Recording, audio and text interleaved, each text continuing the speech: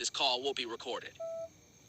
অর্কদা, হুমায়ুন কবির বাবরি মসজিদের ইতিমধ্যেই শিলান্যাস করেছেন এবং আরও কয়েক কোটি টাকার আর্থিক সাহায্য তিনি পাচ্ছেন এবং তিনি একটি চ্যানেলে এসে তিনি এটা বললেন, সাংবাদিকদের সামনে তিনি বললেন যে আগামী দিনে তিনি চাইছেন তৃণমূল বিরোধী জোট গড়তে। অধীর চৌধুরীও যদি তার সঙ্গে আসে, তিনি একসাথে জোট করতে চান। অধীর চৌধুরী, এদিকে আইএসএফের নওশাদ সিদ্দিকী, আবার মোহাম্মদ সেলিম, মহাজোটের মাধ্যমে তৃণমূলকে হারানোই মূল লক্ষ্য হুমায়ুন কবিরের। পাল্টা কিন্তু আবার হুমায়ুন কবির শুভেন্দু অধিকারীর বিরুদ্ধেও লড়াই করতে তৈরি রয়েছে। অর্থাৎ বিজেপি তৃণমূলের বিরুদ্ধে মহাজোটের ডাক দিচ্ছেন হুমায়ুন কবির।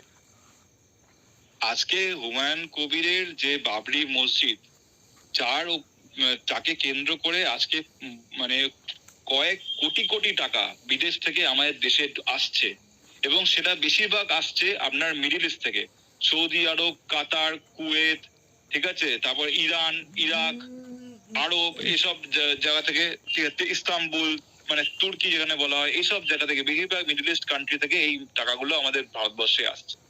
এবং এই সব কিছু আসছে কিভাবে? এই সবকিছু আসছে হচ্ছে ফরেন এক্সচেঞ্জের মাধ্যমে, বিদেশ থেকে আসছে। সেটা হচ্ছে এই যে বিরোধী জোটে যে কথা বলছে, এই বিরোধী জোট একমাত্র আপনি দেখতে পাবেন আমাদের পশ্চিমবঙ্গের বাইরে। পশ্চিমবঙ্গের ভেতরে কোনো বিরোধী জোট নেই। এখানে একে অপরের সাথে সারাক্ষণ, মানে সে যে দলই হোক, ডান বান যে দলই হোক না কেন, একে অপরের সবসময় আপনার ক্ষতি করার জন্য, একে অপরের সাথে ইয়ে করার জন্য ওরা, মানে নিজেদের মধ্যে কোনো একতা নেই, একে অপরকে নিচু করার জন্য তারা সবসময় তৈরি থাকে।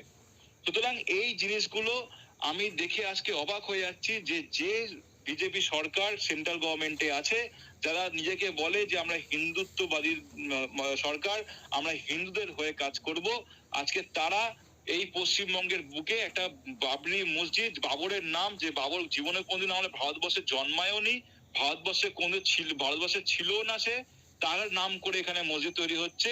আর সেন্ট্রাল গভর্নমেন্ট, বিজেপি সরকার সবকিছু দেখেও মুখ বন্ধ করে, চোখ বন্ধ করে চুপচাপ বসে আছে। এটা সব থেকে মানে অবাক করার বিষয়।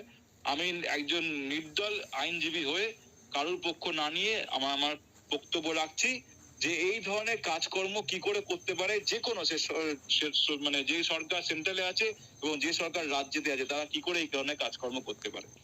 আমার কথা হচ্ছে যে এই যে মুঘল বংশ, বাবর, হুমায়ুন, শাহজাহান, ঔরঙ্গজেব, এদের লাস্টের দিকে হচ্ছে তোমার ওই জাফর, এদের নামে এরা তো আমাদের, মানে এদের সাথে আমাদের দেশের কোনো ইতিহাসের কোনো যোগ নেই। আমি বলছি আমাদের দেশের যে পাঠ্যপুস্তক ইতিহাস বই, তাতে এদের সম্পর্কে লেখা কেন থাকবে? সবার আগে তো সেইটা মুছে ফেলা উচিত, এবং মুছে ফেলে আমাদের দেশ বরাবরই এখানে হিন্দুদের দেশ। আমি এখানে থামাতে চাইবো অর্কদা, যেখানে গৌতম বুদ্ধ, এদের সম্পর্কে অর্কদা আমি এখানে থামাতে চাইবো, অশোকের সম্পর্কে লেখা উচিত। আমি আপনাকে থামাতে চাইবো এখানে, যে এদের নাম মুছে ফেলা উচিত এই কথা কখনো বলা যায় না, কারণ ইতিহাস কখনো মোছা যায় না। তারা যেই প্রকৃতির ছিল, যেহেতু আপনাদের কেন সকলেরই একইভাবে জানা যে অত্যাচারী একজন সম্রাট, মোগল সাম্রাজ্য ছিল অত্যাচার এবং স্বৈরাচারী, তাহলে সেই জায়গা থেকে তাদের সেইভাবেই পরিচয় হওয়া উচিত এবং সেইভাবে তাদেরকে ভারতে অন্তত তাদের নামে পুজো করা উচিত না। সেই জায়গায় তাহলে পাঠ্যপুস্তকে থাকতে পারেন, এটা তো বলাটা ঠিক হচ্ছে না, কারণ ইতিহাস কীভাবে মুছে যায়? সেই যদি তার অত্যাচারী রাজা ছিলেন, তার অত্যাচারী হিসাবেই তার পরিচয় থাকুক, ইতিহাসে সেটাই থাকুক। হ্যাঁ, কিন্তু আমাদের পাঠ্যপুস্তকে অত্যাচারী রাজা হিসাবে তাদের পরিচয় নেই। তাদের পরিচয় আছে যে তারা খুব মহৎ কাজ করেছেন, অনেক কিছু করেছেন, এইসব পরিচয় ছিল। ঠিক আছে, আজকে আমাদের যে আকবর, যিনি আকবরের নামে সব সিনেমা হয়েছে আপনার, যে বলিউড, যোধা আকবর বলে, বলিউডে যোধা আকবর বলে একটা সিনেমা হয়েছে, এবং সেখানে দেখানো হয়েছে সিনেমার মাধ্যমে যে আকবর নাকি হিন্দুদের জন্য কত কিছু করেছে। তার রাজসভায় হিন্দুদেরকে আপনার তিনি রাজ্য সভায় রাখতেন, এবং হিন্দুদের হয়ে তিনি অনেক কাজ করেছেন, এসব দেখানো হয়েছে। কিন্তু এটা কি দেখানো হয়েছে যে আকবর কত মানুষের ধর্ম পরিবর্তন করিয়েছে? আকবর কতবার আপনার আমাদের যে রাজপুত আছে, রাজপুতদের উপর মানে ইয়ে করেছে, তাদের উপর বিনা কারণে তাদের উপর হত্যাগিলা চালিয়েছে।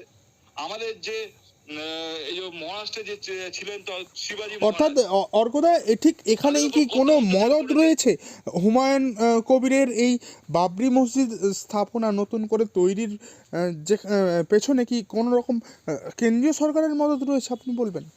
অবশ্যই আমি বলবো যে প্রত্যেকের মদত এখানে আছে, বা তার মদত না থাকলেও তারা সবকিছু দেখে চোখ কাদের বন্ধ করে মদদ মুখ রয়েছে বন্ধ করে অর্কদা? বসে আছে, চোখ বন্ধ করে মুখ বন্ধ অর্কদা করে নির্দিষ্ট বসে করে আছে। জানতে চাইবো কাদের মদদ রয়েছে? দেখুন কাদের মদত রয়েছে সেটা আমি কি করে বলবো, আমি তো মানে গভর্নমেন্টের আন্ডারে কিছু মানে গভর্নমেন্টের ভেতরে তো আমি থাকি না, তাদের ভেতরে কি কথা হচ্ছে না হচ্ছে অত ডিটেলস তো আমি জানি না।